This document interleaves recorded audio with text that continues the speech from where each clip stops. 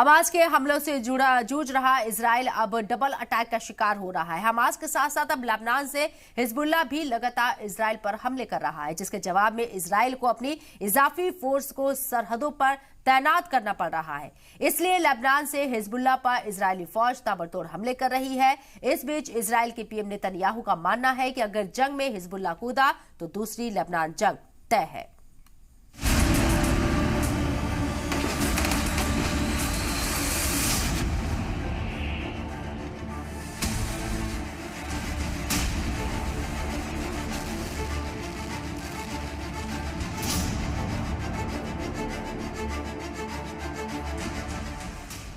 Israel अब तक Hamas के ठिकानों को निशाना बनाने के लिए लगातार गाजा पर बमबारी कर रहा है, लेकिन अब उसके लिए खतरा सिर्फ हमास नहीं है। अब लेबनान के हिजबुल्लाह ने भी इजराइल पर हमले करने शुरू कर दिए हैं, जिससे इजराइल दो तरफा घिरता नजर आ रहा है। इन हमलों का जवाब देने के लिए इजराइल ने अपनी इजाफी फोर्स तैनात की है, जो लगातार हिजबुल्लाह पर बमबारी कर रही है। 2 दिनों में इजराइल ने साउथ लेबनान में हिजबुल्लाह पर एक के बाद एक लगातार एयर स्ट्राइक की और टैंक से गोले बरसाए। हमले कितने जबरदस्त थे, इसकी तस्दीक लेबनान के आसमान पर धुएं की शक्ल में दिख रही तस्वीरें कर रही थी। इजरायली फौज ने साउथ लेबनान में हिजबुल्लाह पर की गई बमबारी के वीडियो भी जारी किए। पहले वीडियो में इजराइल ने जंगल में हिजबुल्लाह के ठिकानों पर मिसाइल डाली, पूरा इलाका धुआं हो गया। दूसरे वीडियो में इजरायली एयरफोर्स ने बिल्डिंग के पास से जा रही एक कार को निशाना बनाया।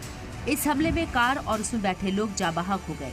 ये अभी तक तस्दीक नहीं हुई है कि कार में सवार लोग हिजबुल्लाह के जंगजू थे या आम शहरी। इस बीच इजराइल के वजीर आजम बेंजामिन नेतन्याहू लेबनान बॉर्डर पहुंचे और वहां पर तैनात फौजियों से मिले। नेतन्याहू ने लेबनान बॉर्डर से हिजबुल्लाह को इल्तवा भी दिया। नेतन्याहू ने कहा कि अगर हिजबुल्लाह ने जंग में कूदने की गलती की तो ये उसकी जिंदगी की सबसे बड़ी भूल होगी। הוא יתגעגע למלחמת לבנון השנייה, הוא יעשה את טעות חייו.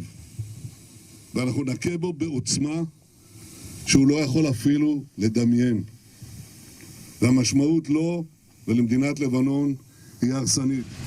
नेतन्याहू ने जंग से दूर रहने की नसीहत दी तो हिजबुल्लाह ने भी पूरी ताकत के साथ जवाब दिया। वेस्ट बैंक में मस्जिद पर इजराइल के शर्मनाक हमले के बाद डिप्टी लीडर शेख नईम कासिम धमकी भरे अंदाज में उन्होंने कहा, אתם הורגים אנשי חיזבאללה שמנסים לתקוף את קו החזית שלנו. אני לא יודע עכשיו, כשאני נמצא איתכם, אני לא יכול להגיד לכם כרגע אם חיזבאללה יחליט להיכנס בצורה מלאה למלחמה. אם חיזבאללה יחליט להיכנס למלחמה, הוא יתגעגע למלחמת לבנון השנייה. הוא יעשה את טעות חייו. ואנחנו נכה בו בעוצמה. अगर इजराइल ने गाजा पर जमीनी हमला किया तो हिजबुल्लाह भी जंग में शामिल हो जाएगा और फिर इजराइल को उसकी बड़ी कीमत चुकानी पड़ेगी।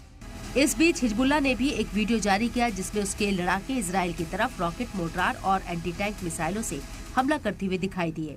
वीडियो के सामने आने के बाद से ये माना जा रहा है कि हिजबुल्लाह इजराइल के हर हमले पर तगड़ा जवाबी हमला कर रहा है। हिजबुल्लाह के हमलों से इजराइल की टेंशन बढ़ गई है, क्योंकि अब वो हमास के साथ खुलकर सामने आ गया है।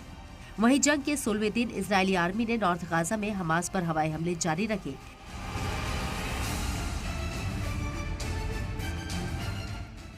गाजा बॉर्डर पर फौज और टैंकों की तैनाती के बीच इजरायली एयरफोर्स ने एयर स्ट्राइक कर कई इलाकों पर बमबारी की।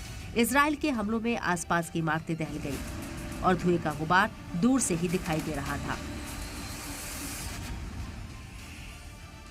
इस वक्त मैं ठीक गाजा बॉर्डर पर मौजूद हूं। मेरे ठीक पीछे गाजा बॉर्डर है और उसके थोड़ी दूरी पर ही गाजा पट्टी आपको ये पीछे दिखाई पड़ेगी, जहां पर इजराइल की वायुसेना हवाई हमले कर रही है हमास के आतंकी ठिकानों पर।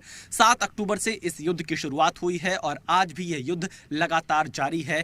सीज फायर की कोई उम्मीद दूर दूर तक नहीं दिखती है, क्योंकि इजराइल पूरी तरह से यह साफ कर चुका है कि हमास के एक एक आतंकियों को वो चुन चुन कर मारेगा और इसकी तैयारी यहां पर हमको दिखाई दे रही है। मैं जितनी देर यहां पर मौजूद हूं मुझे धमाकों की आवाज आ रही है और ठीक पीछे ये गाजा पट्टी है, उत्तरी इलाका है गाजा पट्टी का, जहां पर हवाई हमले कर हमास के आतंकी जिन इलाकों पर छिपे हुए हैं, जिस रास्ते का प्रयोग कर रहे हैं आने जाने के लिए या फिर जहां पर उनके हथियार है, वहां पिन पॉइंट स्ट्राइक किया जा रहा है इजराइल की वायुसेना की तरफ से।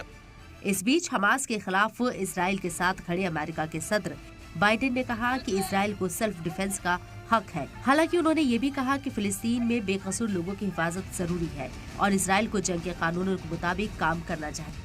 कल फ्रांस के सदर इमैनुअल मैक्रों भी इसराइल के दौरे पर जा सकते हैं और पीएम नेतन्याहू से मुलाकात कर सकते हैं। आज भी कुछ ममालिक के सदूर के इसराइल जाने की खबर है। गाजा बॉर्डर से विशाल पांडे के साथ ब्यूरो रिपोर्ट, जी मीडिया।